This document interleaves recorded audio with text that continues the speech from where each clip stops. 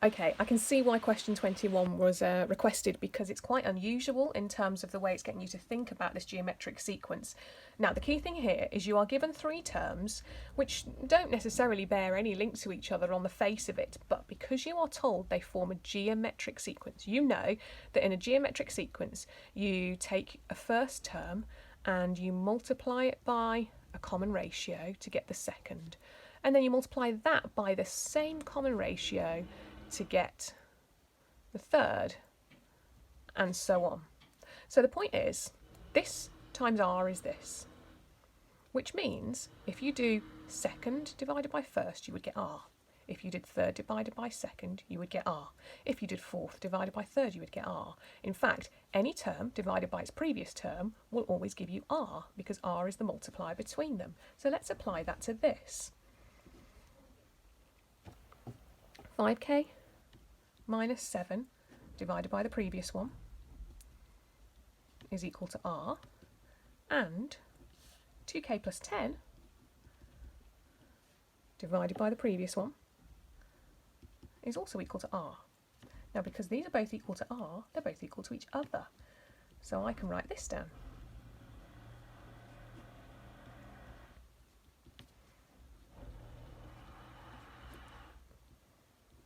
Now this, if I do some work on it, will give me the quadratic equation in k. So let's multiply the denominators up to the other sides.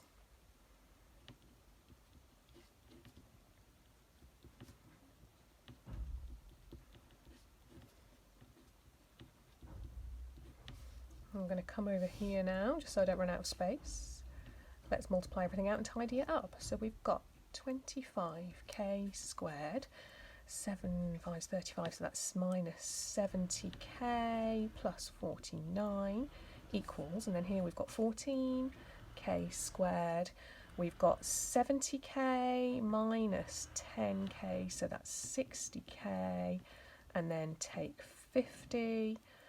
Then 25 minus 14, yes, that gives us the 11k squared. It's going well.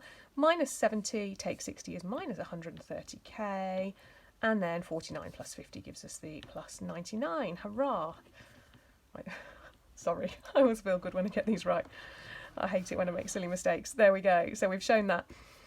Right, given that k is not an integer, show that k is 9/11ths. So I'm thinking this is going to, just from reading that, this is probably going to factorise, and one of the brackets will give us an integer. Just to double check, let's go to our... Can you see that? Yep, let's go to our equation, polynomial, degree 2. What have we got? 11 minus 130 and 99. Right, so this factorises to k minus 11, because the first root is 11. Yeah, and 11k minus 9, because the second root, that would give us 9/11ths for the second root, wouldn't it? So I should have written part B here. There we go. That was the answer to part A. So this gives us k is 11, or k is 9/11ths. But we're told that k is not an integer. K is not an integer, therefore k is 9/11ths. So for this value of k, evaluate the fourth term of the sequence, giving your answers an exact fraction. Right, so to find what we're multiplying by each time, we need to sub k into one of these two fractions. So when, let's write part I there, when k is 9/11ths, then 5k minus 7, this is r equals 5k minus 7 over 7k minus 5, which is 5 lots of 9/11ths, take 7. Over 7 lots of 9/11ths, take 5. Now, I hate typing fractions repeatedly into my calculator, so what I'm going to do is store 9/11ths as the answer and then type this fraction in using the answer key. 5k minus 7 over 7k minus 5. So that gives me r is minus 4. So from one term to the next, I am multiplying by minus 4. So that means if I want to find the fourth term, I know that I need to take the third term and multiply it by -4. So let's evaluate the third term here. A3 is 2 lots of k plus 10. So 2 times, try again, 2 times 9/11 plus 10 is 128/11. Therefore, A4 is 128/11 times -4.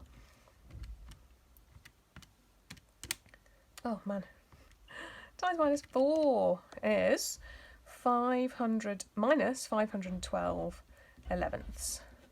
Now, this is the kind of question where you can look at it and you can go, that's a really weird answer.